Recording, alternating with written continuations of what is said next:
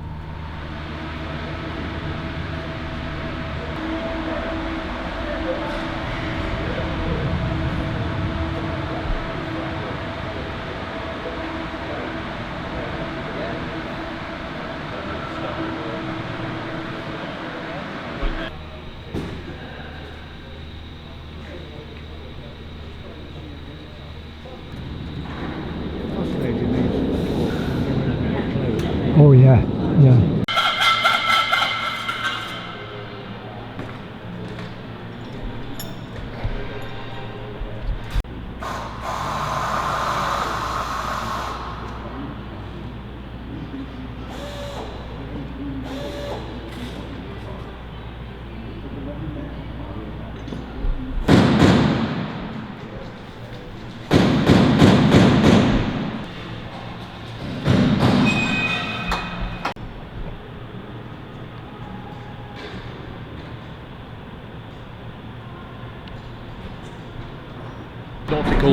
Nautical miles per hour.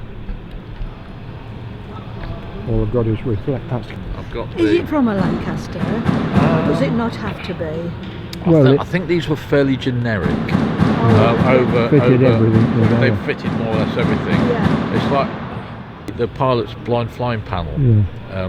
I think they're a fairly generic thing because they're.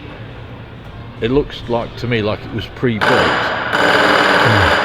and then fitted to the aircraft afterwards. So I would think that on a lot of the aircraft they're pre-built. Who was making those in 1945? Were they Lucas or Smith? I think these are. Doesn't sound this one. The previous one said it was Sperry.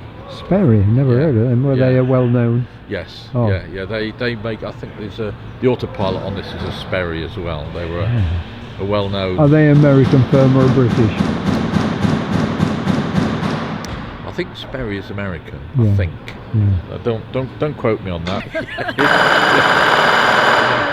No, your subscribers will be going. No, he's totally wrong. Yeah, the will. Yeah. Yeah, well, somebody no, this is for the Portside. Portside. Oh. Yeah, Portside.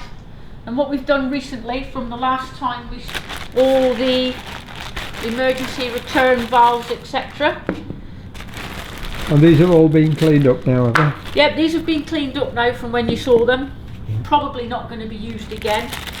But then from this end, for example, that's all come out the inside. So these are all the valves inside the actual mechanism itself. Can you get replacements for these easy insides?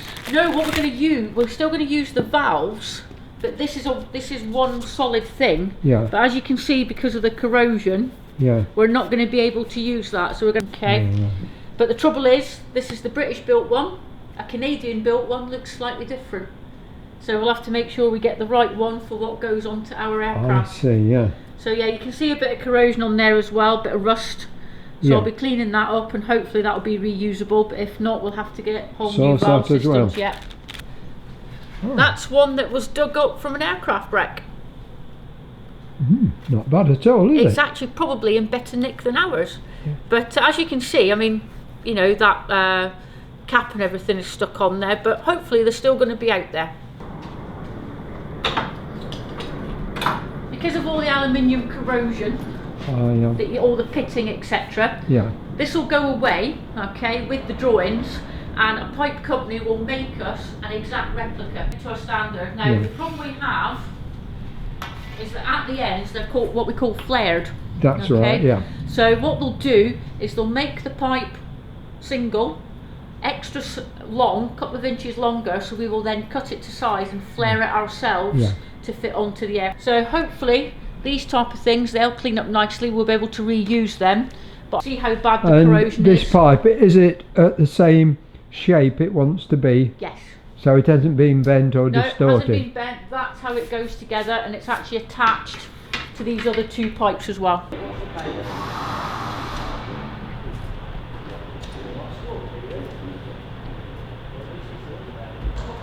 is there nothing actually holding it on?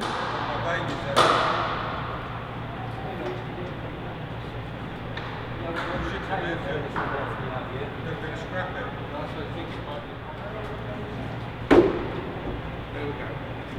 We have food.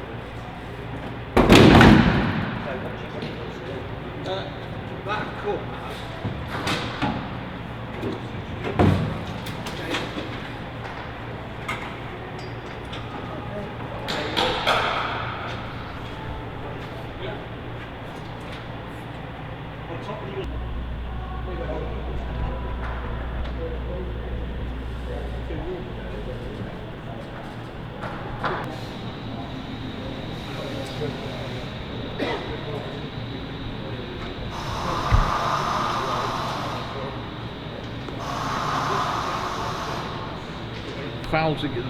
Fouls against the column when the column's fully forwards.